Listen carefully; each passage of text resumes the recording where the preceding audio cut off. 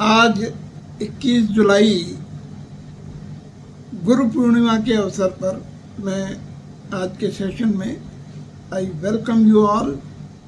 और चूँकि ये गुरु पूर्णिमा हमारी संस्कृति का एक बहुत बड़ा पर्व है और अगर हम विचार करके देखें तो शायद विश्व में अकेली भारतीय संस्कृति ही ऐसी है जिसमें कि ये गुरु पूर्णिमा का पर्व मनाया जाता है। और किसी संस्कृति में गुरु का इस तरीके से वंदन, पूजन, अर्चन नहीं किया जाता, क्योंकि और किसी भी संस्कृति में गुरु नाम का व्यक्ति होता ही नहीं है। मेंटर होते हैं, टीचर होते हैं, अध्यापक होते हैं, शिक्षक होते हैं, लेकिन गुरु नहीं होता। गुरु जैसा कि नाम से समझ में आता है, गु माने अंधकार, गु माने अज्ञान। तो अज्ञान के अंधकार को रू माने प्रकाश, जो अपने ज्ञान के प्रकाश से भर दे वो गुरु कहलाता है।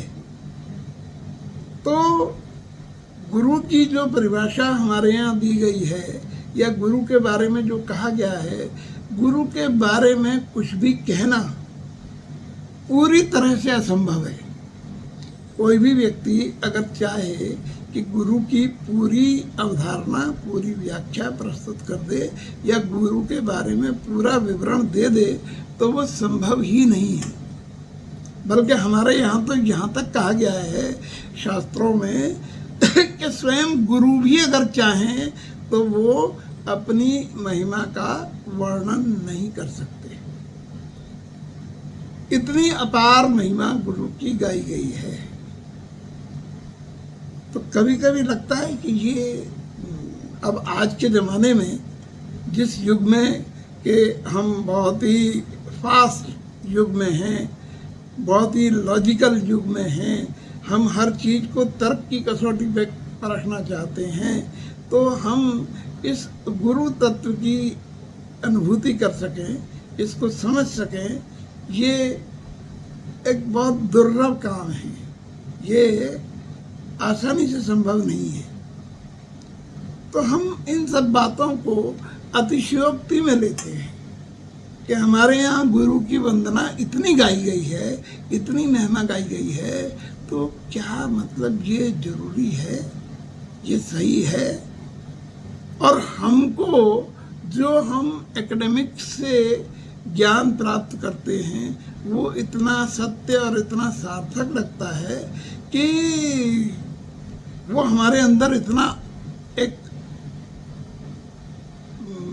मैं तो उसे सूडो सेल्फ कॉन्फिडेंस कहूँगा, लेकिन वो एक आत्मविश्वास तो भरता ही है। तो वो आत्मविश्वास हमको और कुछ भी मानने समझने देता ही नहीं है। हमको लगता है कि हम बिल्कुल आधुनिकतम चीज़ों को जानते हैं और ये जो गुरु की व्याख्या की जा रही है ये तो इतनी पौराणिक और इतनी प्राचीन अवधारणा है कि अब न तो वैसे गुरु, हम बड़ी आसानी से कह देते हैं कि अब न तो वैसे गुरु और न वैसी चीज़ें और न वो जमाना और न वो समाज, न उस तरह के लोगों के बीच में रहना, तो अब गुरु का उस तरीके से कोई औचित्य नहीं है। लेकिन हर समय में उस युग की जो मनीषा होती है, जो प्रज्ञा होती है, जो समर्थ लोग होते हैं, उनका ये कर्तव्य होता है कि वो जो हमारी प्राचीन अवधारणाएं चली आ रही हैं उनकी पुनर्व्याख्या करे और उनकी पुनर्व्याख्या करके उनको वर्तमान की स्थितियों से उनके संदर्भ को जोड़े और उसके बाद उनकी जो रिलेवेंस है, जो उसकी प्रासंगिकता है, उसको स्पष्ट करके समझाए, ताकि इस तर्क प्रधान युग में भी हमारी जो मान्यताओं के श्रेष्ठ अंश हैं वो हम तक आ सकें। क्योंकि गुरु के बारे में जो भी कुछ कहा गया है ना, उसमें मेरा अपना विश्वास है, मेरा अपना अनुभव है। एक भी शब्द अतिशयोक्ति में नहीं है, बल्कि मेरा विश्वास ये है, और ये विश्वास बहुत जगह से पुष्ट भी होता है कि पूरा कहा ही नहीं जा सकता। यहाँ तक कहा गया है एक जगह तो कि सारी पृथ्वी को अगर पत्र मान दिया जाए, कागज मान दिया जाए, और पूरे सातों समंदर को स्याही मान ली जाए, और सरस्वती स्वयं भी गुरु की महिमा का वर्णन लिखने लग जाएं, तो भी वो वर्णन पूरा नहीं हो सकता। तो ये जो बात कही गई है, इस बात को अगर हम केवल अतिशयोक्ति मान करके इसको इग्नोर कर दें, तो इससे बड़ा कोई दुर्भाग्य नहीं। हम इसको समझने की चेष्टा करें, हमारी ये जिज्ञासा हो कि आखिर ये कैसे है ऐसा। तो अगर ये जिज्ञासा होगी तो कहीं ना कहीं कोई ना कोई इसका समाधान कर ही देगा और मिल ही जाएगा।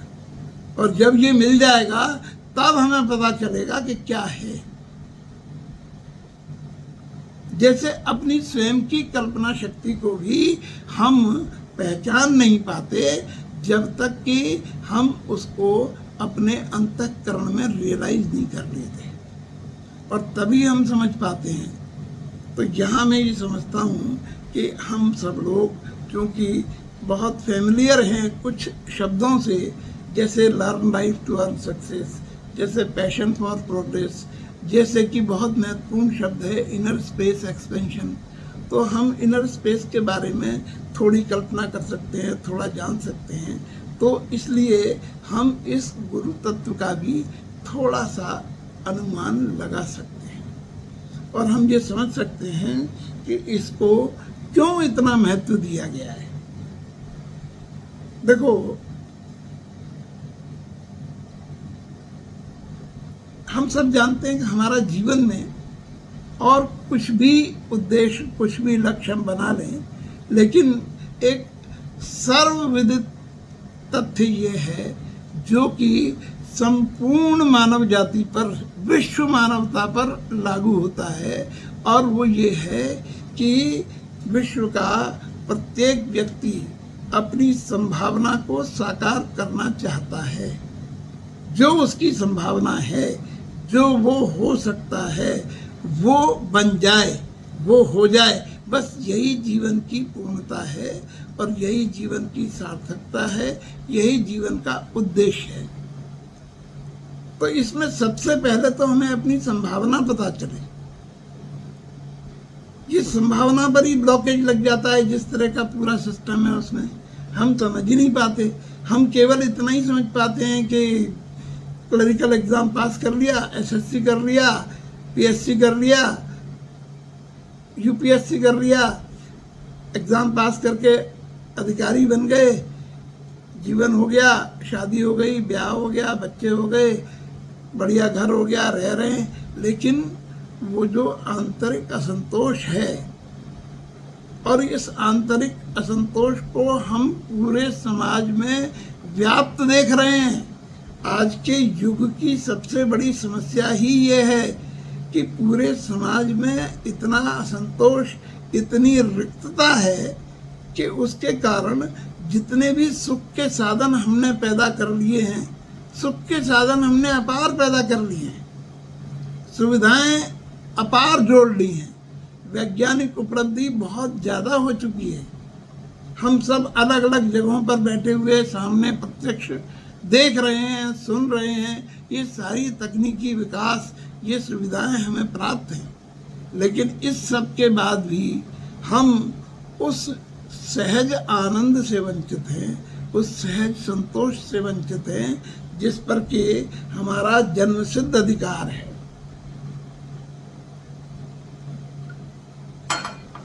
जो हर तरीके से हमको मिलना ही चाहिए। तो ऐसा क्यों नहीं हो पाता है? हमारी परंपरा में गुरु की जितनी भी वंदनाएं हैं उसमें से एक वंदना ऐसी है जो सबको याद है। कौन सी वंदना है वो? किसी को याद है? गुरु के बारे में एक वंदना करते हैं हम, गुरु को नमस्कार करते हैं, तो कौन सी वंदना है जो सबको याद है? अरे कबीर जी की वंदना है, गुरु गोविंद दो कर। हाँ, एक वो है, चलो ठीक है। और संस्कृत में एक श्लोक है जो सबको, गुरु ब्रह्मा गुरु विष्णु गुरु देवो महेश्वरः यस, गुरु साक्षात परम ब्रह्म तस्मै श्री गुरुवे। हाँ। अभी ये जो वंदना है कि गुरुर ब्रह्मा गुरुर विष्णु गुरुर देवो महेश्वरः गुरुर साक्षात परब्रह्म तस्मै श्री गुरुवे नमः, और इसमें गुरु को सब कुछ कह दिया गया है। गुरु को ब्रह्मा बता दिया, गुरु को विष्णु बता दिया, गुरु को शिव बता दिया, वो साक्षात परब्रह्म है, इसलिए हम गुरु को नमन करते हैं। अब इसकी व्याख्या भी तो होनी चाहिए, इसका आज की तारीख में आज के हमारे तार्किक मस्तिष्क को समाधान भी तो मिलना चाहिए कि किस तरीके से गुरु ब्रह्मा है, किस तरीके से गुरु विष्णु है, किस तरीके से गुरु शिव है। तो हम उन्हीं सांस्कृतिक प्रतीकों को, उन्हीं अध्यात्म के प्रतीकों को, उन्हीं पौराणिक प्रतीकों को ग्रहण करने की, उनके अर्थ को ग्रहण करने की कोशिश करेंगे कि उससे हम इनकी व्याख्या कर सकें। ब्रह्मा को हमारे यहाँ जनक माना गया है। ब्रह्मा जो प्रवृत्ति है वो जन्म देने वाली प्रवृत्ति है, रचना करने वाली प्रवृत्ति है। ब्रह्मा को सृष्टि का कर्ता माना गया है ना। तो ब्रह्मा चीजों को जन्म देती है, ये टेंडेंसी है। विष्णु को पालन करता माना गया है, वो जिसका जन्म हुआ है उसका पालन भरण पोषण ये विष्णु का काम है। और शिव को विनाशक तत्व के रूप में देखा गया है कि वो सृष्टि का विनाशक तत्व है। तो अब गुरु में ये तीनों चीजें कैसे हैं?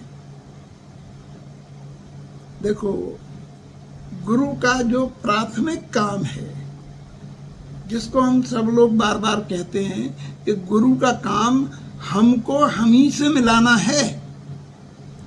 गुरु हमारा अपने आप से परिचय कराता है। तो ये जो अपने आप से परिचय हुआ, तो वो जब तक परिचय नहीं है तब तक हमारा अपना आपा, हमारा अपना स्वयं का स्वरूप हमसे अपरिचित है। तो उस हमारे स्वयं के स्वरूप का जन्म किसने किया? उसको जन्म दिया गुरु ने। जब गुरु ने उसको हमारे अंदर प्रकट कराया, हमसे उसका बोध कराया, तब हमें पता चला कि अरे हम तो ये भी हैं।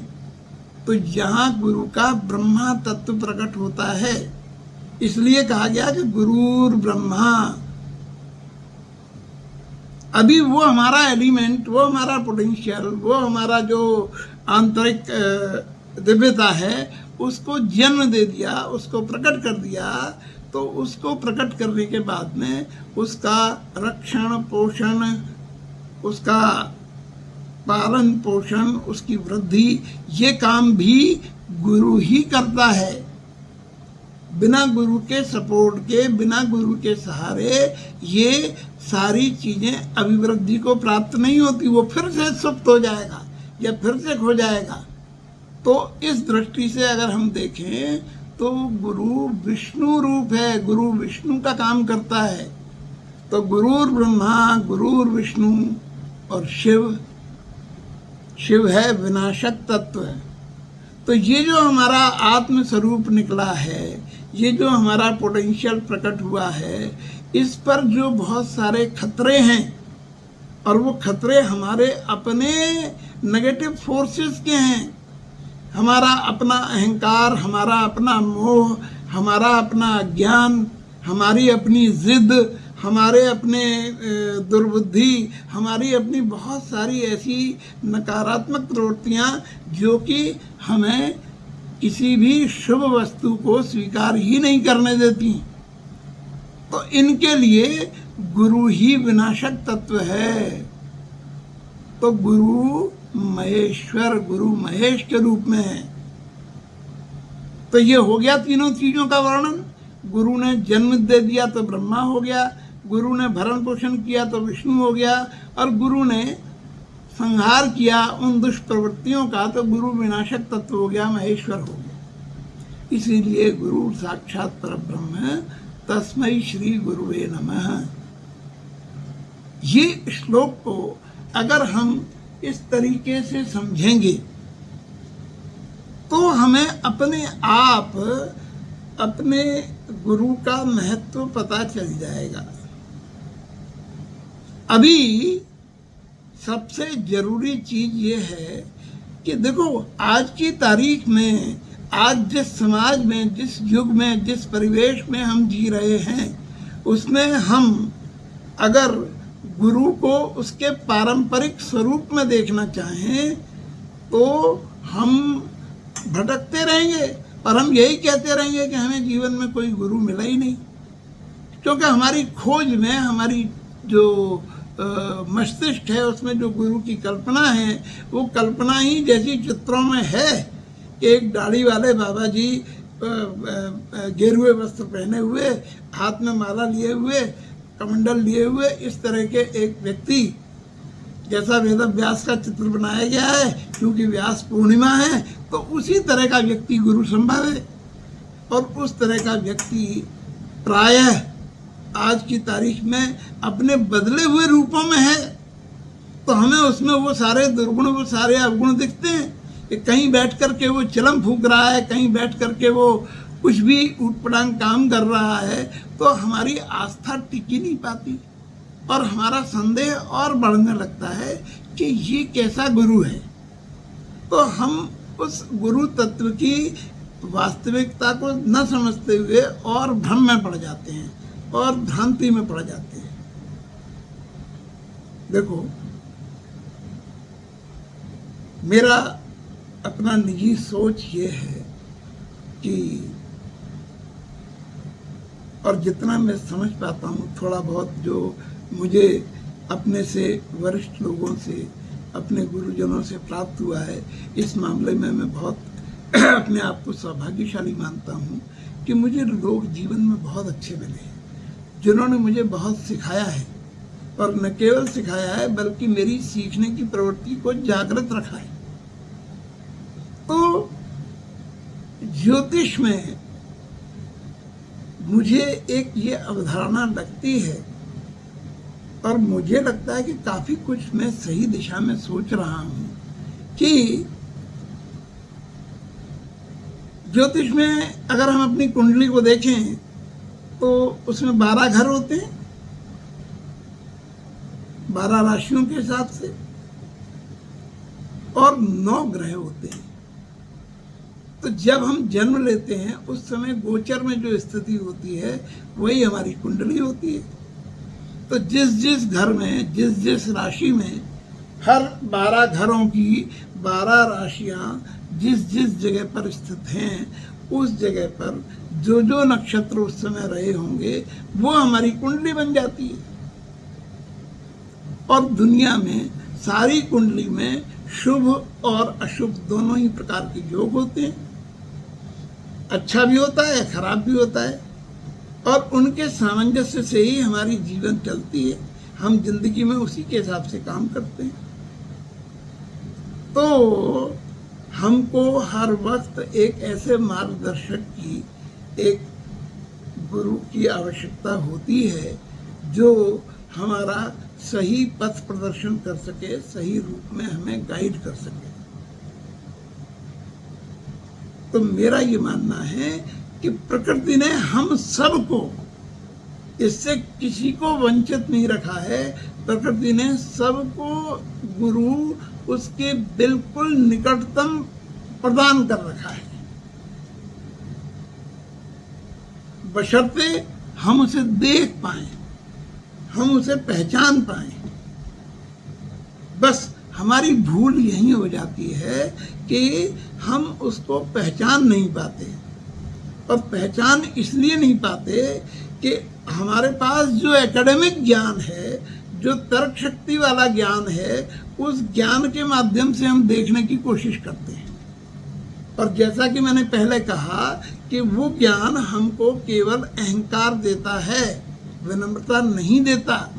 तो हम अहंकार की दृष्टि से अगर गुरु को तलाश करने की चेष्टा करें तो हम कभी नहीं प्राप्त कर पाएंगे। फिर क्या करना चाहिए? गुरु को प्राप्त करने की विधि एकमात्र है। अगर आपके पास में प्रेम की दृष्टि है तो ही आप देख पाएंगे, अगर आपके पास में श्रद्धा की दृष्टि है तो ही आप देख पाएंगे, अगर आपके पास विनम्रता का भाव है तो ही आप देख पाएंगे, अन्यथा कोई तरीका नहीं है कि आप देख पाएं। और ये नियम भी पक्का है, प्राकृतिक है, कि वो हमेशा आपके संग ही चलेगा। वो आपको एक क्षण के लिए भी सोचेगा नहीं, छोड़ेगा नहीं। लेकिन आप संग चलते हुए भी उसके गाइडेंस से, उसके सहयोग से, उसके सहारे से, उसके आश्रय से वंचित रह जाओगे। और ये जो वंचित रहना है, ये वंचित हम केवल और केवल अपने अहंकार के कारण, अपने अज्ञान के कारण, अपने मोह के कारण रह जाते हैं। तो क्या करें? कैसे उसकी उंगली पकड़ें? कैसे उसको पहचानें? इसकी कोई विधि होनी चाहिए ना।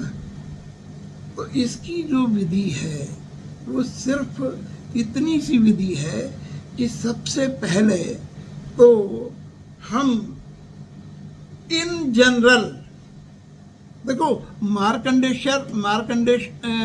मार्कंडेय ऋषि जो हुए हैं उनकी कथा में एक बात आती है कि शंकर जी ने वो ब्राह्मण को वरदान दिया कि तू तेरे एक पुत्र हो जाएगा, अच्छा पुत्र सुपुत्र चाहिए तो उसकी आयु 5 वर्ष होगी। तो ब्राह्मण ने कहा सुपुत्र दे दो। अब मार्कंडेय पैदा हो गए। अब जब उनकी आयु में 1 वर्ष शेष रहा या 2 वर्ष शेष रहे, कथा तो कथा है, उस कथा के अनुसार उन्होंने कहा कि किसी भी पिता को लगेगा कि इस दुर्योग को किस तरीके से काटा जाए।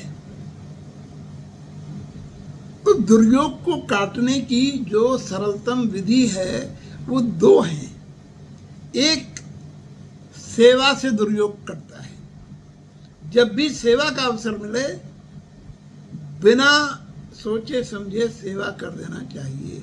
इसीलिए अपने यहाँ पर एक कमिटमेंट है, हेल्प अनकंडीशनली। तो एक तो सेवा से दुर्योग कटता है, और दूसरा जो दुर्योग कटता है वो कटता है विनम्रता से, अहंकार शून्यता से। जैसे ही हमारा अहंकार ड्रॉप होता है तो हमारे दुर्योग कट जाते हैं। तो अब अहंकार कैसे ड्रॉप हो? अहंकार ड्रॉप करने की सरलतम विधि है गुरु का हाथ पकड़ लेना।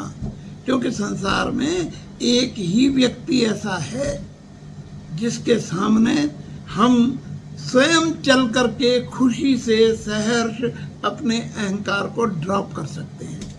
और अहंकार को ड्रॉप करना, अहंकार का समर्पण करना, मतलब सिर्फ ये कि उस एक व्यक्ति के सामने हमारी बुद्धि नहीं चलेगी। कारण क्या है इसका?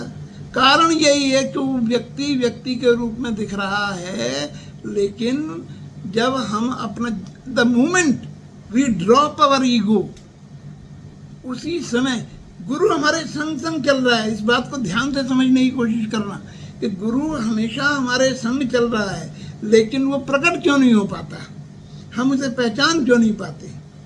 क्योंकि हम अपने ज्ञान के अहंकार में भरे हुए हैं, तो हम उसको देख ही नहीं पाते। गुरु को प्रकट करना है तो आपको श्रद्धा भाव से भरना पड़ेगा। तो जैसा वो मार्कंडेय ऋषि की कथा में मैं बता रहा था कि उसके पिता को जब किसी ने कहा कि इसको किसी महापुरुष का किसी सिद्ध पुरुष का आशीर्वाद मिल जाए तो उस आशीर्वाद से इसका ये जो योग है, दुर्योग है कि ये 5 वर्ष की आयु तक जिएगा, ये समाप्त हो सकता है, कट सकता है। तो उस ब्राह्मण ने कहा कि मैं सिद्ध पुरुष कहाँ ढूंढने जाऊंगा, मैं सिद्ध पुरुष को कैसे ढूंढूंगा। तो उन्होंने कहा कि देखो ऐसा है, तुम इस चक्कर में पड़ो ही मत कि कौन सिद्ध पुरुष है कौन नहीं है। तुम तो इस बच्चे को ही सिखा दो कि ये सबको सिद्ध पुरुष मानना शुरू कर दे और सबको प्रणाम करना शुरू कर दे। बस इस मास्टर की से ही उसका ताला खुल गया, क्योंकि उसने सबको सिद्ध पुरुष मानना शुरू कर दिया और प्रणाम करना शुरू कर दिया। तो बदले में उसको चिरंजीवी भव का आशीर्वाद मिलने लगा।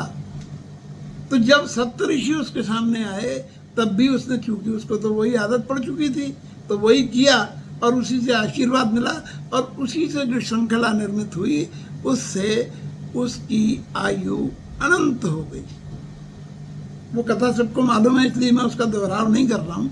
तो ऐसे ही मैं बता रहा हूँ, मेरा जो कहने का आशय है और जो मैं कहना चाहता हूँ वो ये है कि हम अपने अहंकार को पहले ही ड्रॉप कर दें और विनम्रता का बोध अपने मन में ले आए। विनम्र भाव से सबको ही गुरु मानना शुरू कर दें और सबको उसी भाव से देखने लगे। बस उन्हीं में से मिल जाएगा हमको, क्योंकि जब हम शुद्ध भाव से अपने अहंकार का समर्पण कर देंगे तो ये ऐसा फिल्टर है कि इसमें गलत व्यक्ति टिक ही नहीं पाएगा, वो अपने आप फिल्टर हो जाएगा और अंत में हमारे पास वही बचेगा जो हमारे काम का है। और वही बस उसी क्षण हमको ये समझ लेना चाहिए कि इसकी उंगली पकड़ने से हमारा काम हो जाएगा। और उसका रोल सिर्फ वहां तक है जहां तक उसने हमसे हमारा परिचय नहीं कराया। बस हमसे हमारा परिचय कराया, उसके बाद वो विलुप्त हो जाएगा, वो सुप्त हो जाएगा, हम जागृत हो जाएंगे। और इसी तरह से ये श्रृंखला चलती रहती है। तो ये जो प्राकृतिक नियम है, जो सहज नियम है, इस नियम के माध्यम से हम गुरु को आसानी के साथ प्राप्त कर सकते हैं, समझ सकते हैं।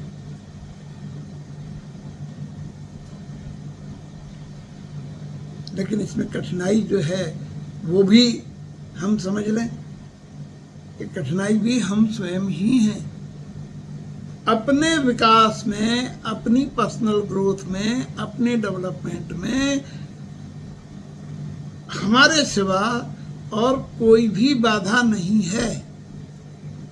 और ये जो हमारे सिवा कोई भी बाधा नहीं है, इस बात को पॉइंट आउट कौन करता है? हम अगर मान लो हम ही समझ लें तो हम तो बाधा कभी बनेंगे ही नहीं। लेकिन हम चूंकि समझ नहीं पाते इसको, तो इसको समझने का अधिकार और समझाने का अधिकार हम किसी को दे देते हैं। और ये जो हमारा एंडोर्समेंट ऑफ पावर है, ये जो हमारा देना है कि हाँ हमने दे दिया, अब आप हमें बताएंगे।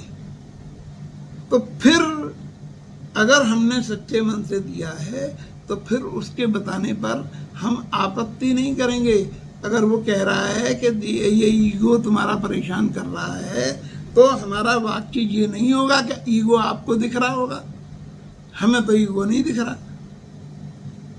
कौन कहेगा तुमसे ईगो? जरा सोचो, अपने सामाजिक संबंधों के दायरे में रह के कि क्या कोई भी तुम्हारे सामाजिक संबंधों वाला व्यक्ति, चाहे जो भी हो, तुमसे कहेगा कि तुम्हारा ईगो बढ़ रहा है, तुम्हारा ईगो बाधक हो रहा है? कभी नहीं कहेगा, क्योंकि उसको मतलब नहीं है, उसको तुम्हारी प्रोग्रेस से कंसर्न नहीं है। ये तो सिर्फ वही कह सकता है जो सुनिश्चित करना चाहता है कि तुम्हारी प्रोग्रेस इस तरीके से हो। और न केवल प्रोग्रेस उस तरीके से हो, बल्कि तो वो तुम्हारे, क्योंकि वो तुम्हारे अंदर के पोटेंशियल को देख रहा होता है। बस ये जो हमारा आदान प्रदान है, ये आदान प्रदान सिर्फ इतना ही है कि हमने श्रद्धा इन्वेस्ट की, हमने प्रेम इन्वेस्ट किया, हमने समर्पण इन्वेस्ट किया, बदले में हमारे अंदर एक ऐसा डिफ़ॉल्ट सिस्टम क्रिएट हो जाएगा कि वो डिफ़ॉल्ट सिस्टम हमको ऑटो करेक्ट करने लगेगा।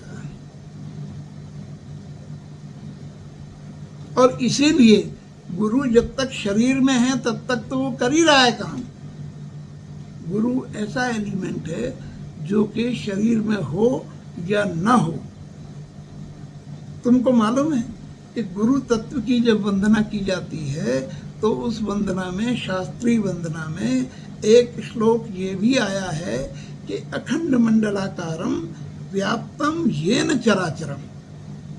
इस पूरे ब्रह्मांड में जो चर और अचर, जड़ और चेतन, लिविंग एंड नॉन लिविंग, हर चीज में चेतना के स्तर पर व्याप्त है। और आज का ये विज्ञान भी बताता है कि सारा संसार, सारा विश्व, सारा ब्रह्मांड एक एनर्जी का डांस ही है, एनर्जी के अलावा और कुछ नहीं है।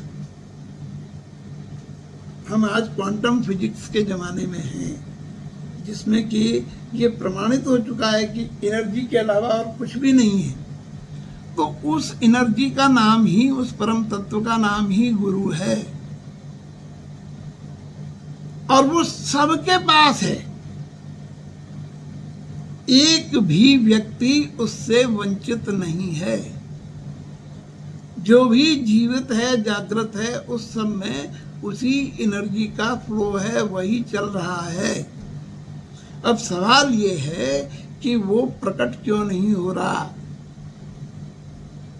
बस ये प्रकट करना ही इस एनर्जी को, यही है वो डिवाइन एनर्जी। इस डिवाइन एनर्जी को प्रकट करने में जो सबसे बड़े अवरोध हैं वो हमारा स्वयं का अज्ञान, हमारा स्वयं का अहंकार, हमारा स्वयं का मोह, यही सारी चीज़ें उस डिवाइन एनर्जी के और हमारे डिवाइन स्वरूप के प्रकटीकरण में, एक्सप्रेशन में बाधक है। और गुरु इन्हीं चीज़ों पर पॉइंट आउट करता है, इन्हीं पर प्रहार करता है। और जैसे ही ये चीज़ें समाप्त होती हैं, इसीलिए ये डायरेक्ट रिलेशन है कि सरेंडर हुए तो ईगोलेस हुए, ईगोलेस हुए तो अपने ही पोटेंशियल का पता लगा। बस तो मालूम पड़ा कि गुरु तो हम स्वयं ही हैं। और तभी तो बुद्ध कह सके कि अपदीपो भव, अपने दीपक स्वयं बनो। देखो, ये फलसफा सुनने में, समझने में आसान नहीं है, कठिन लगता है। और ये लग सकता है कि हम क्यों इन पचड़ों में पड़े हैं और क्यों उलझे। सब ठीक तो चल रहा है, बढ़िया, तो एमएससी कर ली, लॉ कर लिया, इंजीनियरिंग कर ली, मैनेजमेंट कर लिया, और ठीक ठाक नौकरी भी मिल गई, अभी ठीक ठाक शादी भी हो जाएगी, और फिर इस पर्टिकुलर एज पे बच्चे चाहिए तो वो भी हो जाएंगे। फिर काहे के लिए इन सब चीज़ों के पचड़े में पड़ने की ज़रूरत है? क्यों? इन पचड़ों में तो पढ़ना ही पड़ेगा। So long we are alive, we are in this body. हमको आज नहीं तो कल हमारे अंदर ये क्वेस्ट पैदा होगी ही। ये चीज़ ऐसी है जो हम चाहें भी तो अधिक दिनों तक डोरमेंट नहीं रह सकती। और इसी के लिए इतना जोर दे दे के समझाने की कोशिश की जा रही है कि इसको जितना जल्दी समझ लें, क्योंकि जीवन तो आनंद से बिताना है ना। जीवन तो हम सबसे ज़्यादा आनंद के साथ बिताना चाहते हैं। तो जरा सोचो, कल्पना करो कि लोग कहते हैं कि साहब अब कोई समझदार व्यक्ति मिले तो गुरु बनाए, कोई योग्य व्यक्ति मिले तो गुरु बनाए, उसको गुरु माने। और इस चक्कर में पूरा जीवन निकाल देते हैं, क्योंकि अपने से ज़्यादा योग्य कोई नजर ही नहीं आता। क्योंकि वो जो ईगो का चश्मा लगा हुआ है वो अपने से अधिक गुणवान किसी को मानता ही नहीं है। तो किसको बनाएगा, किसको पकड़ेगा? वो सरेंडर हो ही नहीं सकता। और ये सरेंडर हुए बिना कोई विधि है ही नहीं, कोई विधि नहीं है।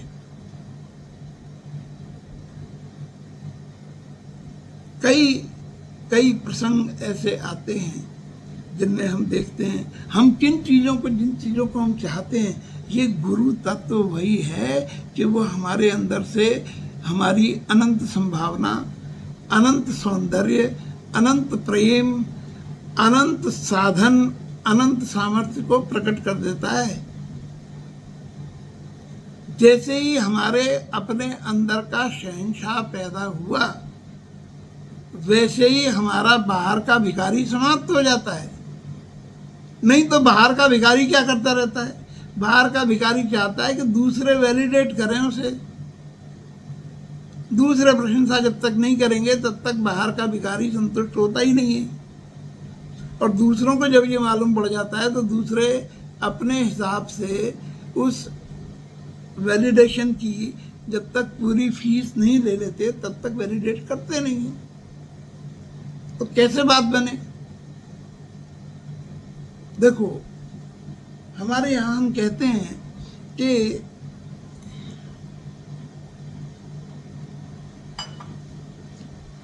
राम का चरित्र अनुकरणीय है। राम के चरित्र में जो सबसे विशेष बात है, जिस कारण राम के पास अनंत सौंदर्य है, अनंत शक्ति है, अनंत सामर्थ्य है, वो है ही इसलिए कि राम का गुरु के समक्ष अनकंडीशनल सरेंडर है।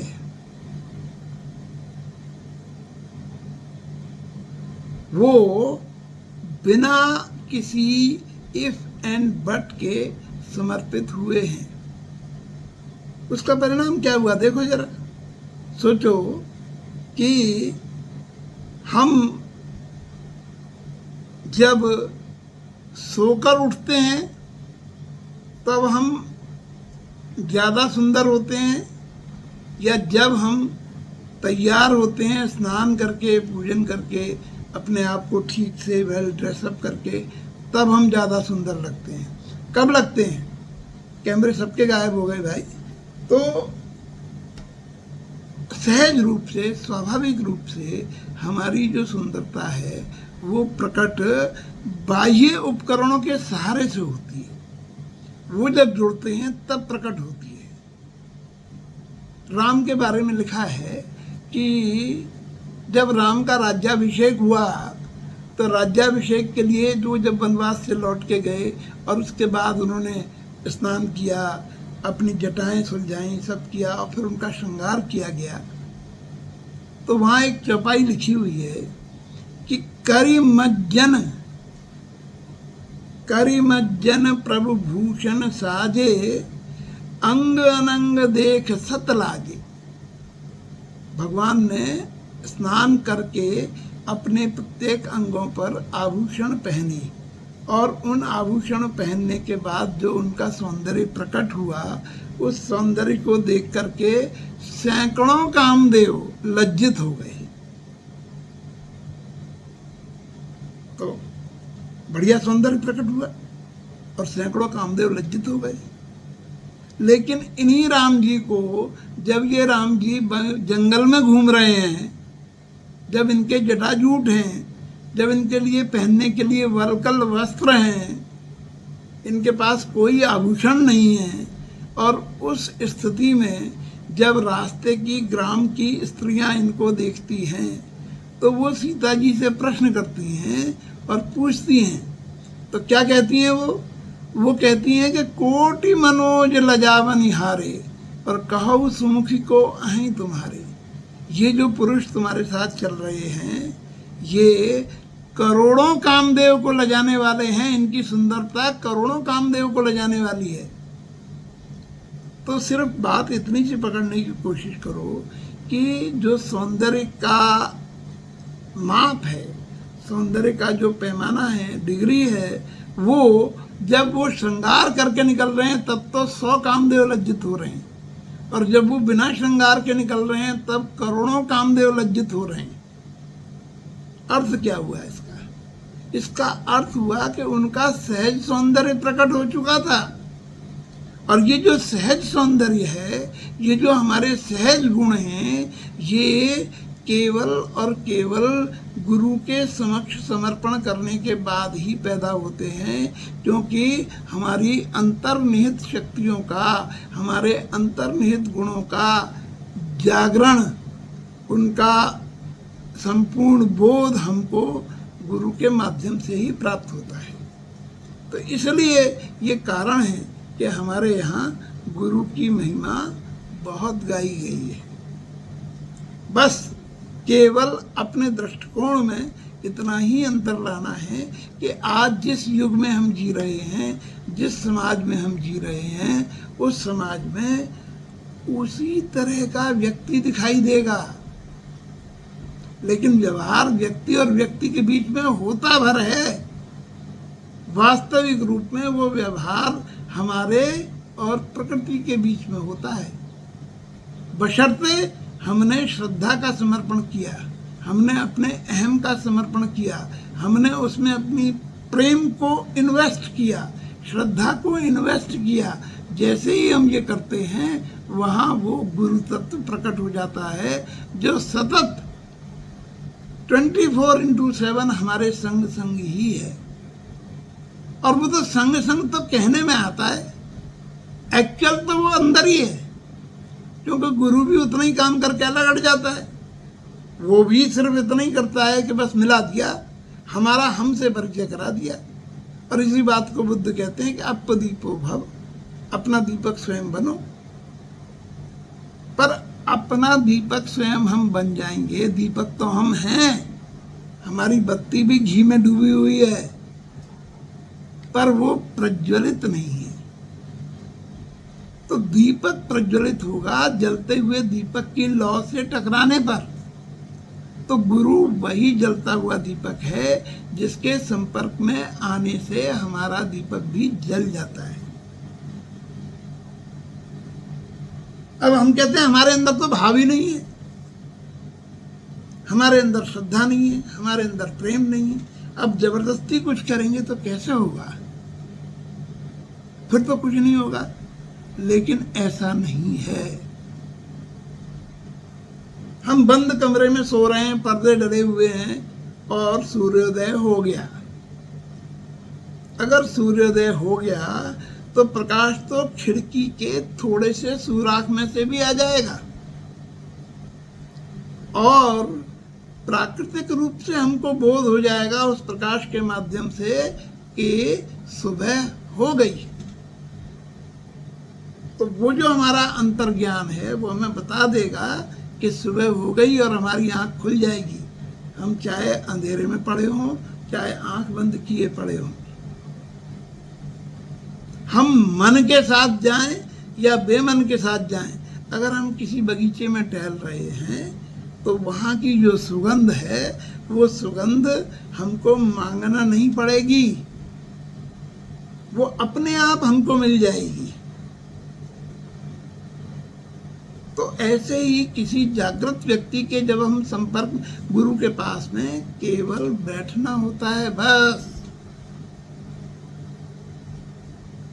और कुछ नहीं करना होता। इस बात को मैंने खुद अनुभव किया है। जिनसे मैंने दीक्षा ली है, जो मेरे गुरु हैं, जिनका फोटो मैंने आज पोस्ट भी किया है, वो तो ठीक है, उसकी प्रतिमूर्ति थे, क्योंकि उनसे संवाद होता ही नहीं था, उनके पास बैठना ही पर्याप्त था।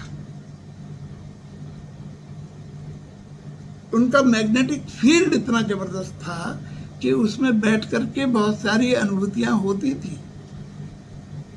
लेकिन मेरे जीवन में ऐसे लोग भी गुरु तुल्य आए हैं, गुरुवत आए हैं, कि जिनके पास बैठ करके मैंने बहुत कुछ प्राप्त किया, जिनके पास बैठ करके मेरे मन में वो प्रश्न उठा जो उनसे पूछा जा सकता था, और उस प्रश्न के उत्तर वहीं प्राप्त हुए। मैं बताना ये चाहता हूँ कि हम बहुत सारी चीज़ों की प्रतीक्षा न करें। हम ये न करें कि हमारा भाव है कि नहीं, हमारे अंदर ये भाव जागृत हुआ है या नहीं हुआ। हम जबरदस्ती कुछ करेंगे तो उससे कोई लाभ नहीं होगा। अरे लाभ होगा, क्योंकि अगर विचार है, जो हम विचार अगर उसका सूत्र पकड़ेंगे तो विचार की शक्ति अद्भुत है, हमारी प्रार्थना की शक्ति अद्भुत है, हमारे अपने प्रेम की शक्ति अद्भुत है, हमारी श्रद्धा की शक्ति अद्भुत है। और यही वो सारे कारक तत्व हैं जो कि हमारा परिचय हमारे गुरु से कराते हैं। और एक बार जब ये प्रक्रिया शुरू हो गई तो परिणाम क्या होता है, हम स्वभावतः झुकना सीख जाते हैं। हमारी बाधा, सबसे बड़ी बाधा अकड़ ही तो है कि हम झुक नहीं पाते, और झुकना ही पात्रता है। हम अपनी हथेली में देखें कि अगर हम इसको गहरा करेंगे तभी इसमें कोई चीज ठहरेगी। हम जल अगर सामान्य रूप से फैला दें तो वो केवल उसी जगह एकत्रित होगा जहाँ गड्ढा है, जहाँ गहराई है। तो ये जो विनम्रता है ये हमें गहराई प्रदान करती है, इससे हमारी डेप्थ बढ़ती है, और जब डेप्थ बढ़ती है तो गुण चाहे जिस रास्ते से आ रहे हों हम तक आकर के ठहर जाते हैं। तो आज के सेशन में इस विषय पर बोलना, कितना भी हम बोलते चले जाएं, वो तो चूंकि मैंने पहले ही बताया कि ये महिमा बड़ी अनंत है, हम कितना भी बोल सकते हैं। और जैसा कि मैंने पहले एक आध बार किसी मैसेज में कहा भी है कि देखो, शिक्षक हमको सिर्फ वह देता है जो वो जानता है,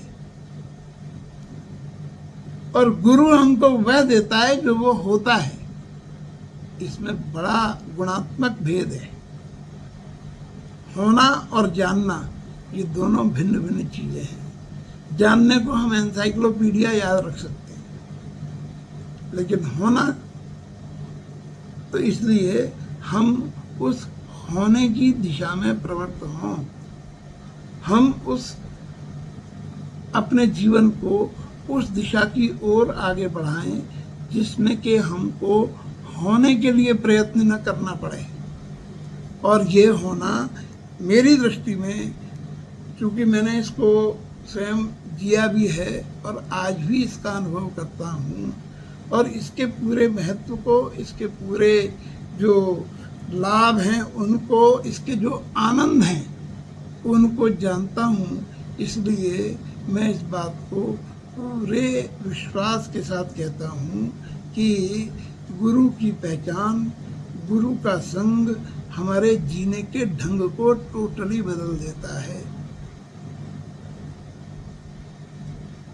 तो आज के गुरु पूर्णिमा के इस अवसर पर मैं एक बार फिर से तुम सबको अपनी ओर से बहुत बहुत शुभकामनाएं देता हूँ, बहुत बहुत मंगल कामनाएं तुम्हारे लिए देता हूँ कि जिस क्षेत्र में, जिस दिशा में भी तुम काम कर रहे हो उसमें पूरी सफलता तुमको मिले, और वो सफलता तुम्हारे लिए संतुष्टि का भी कारण बने।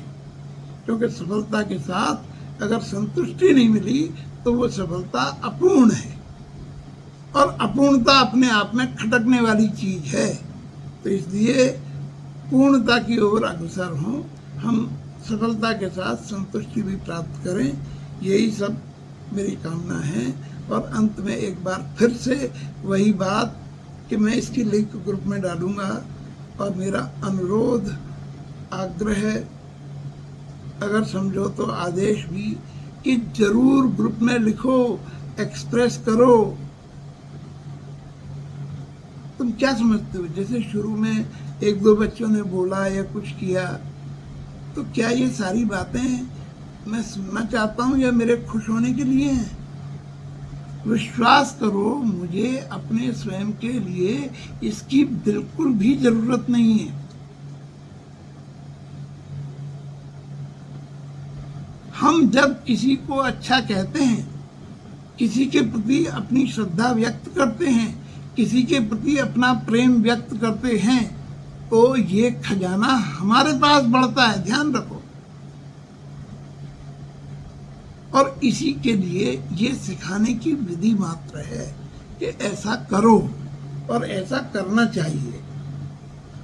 आगे सब लोग वेल क्वालिफाइड हैं, पढ़े लिखे हैं, तो मैं तो इतनी अपेक्षा कर सकता हूँ कि सबके जीवन में प्रेम का उदय हो, श्रद्धा का उदय हो, अज्ञान का विनाश हो, और ये सारी चीज़ें हम केवल शाब्दिक रूप से गुरु ब्रह्मा गुरु विष्णु गुरुदेवो महेश्वरा ना करें।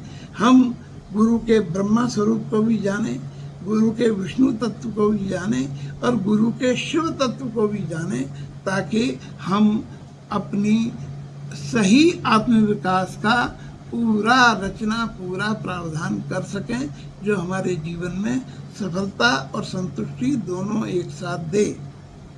आज के लिए इतना ही। सबको बहुत बहुत शुभकामनाओं के साथ नमस्कार, धन्यवाद, थैंक यू वेरी मच।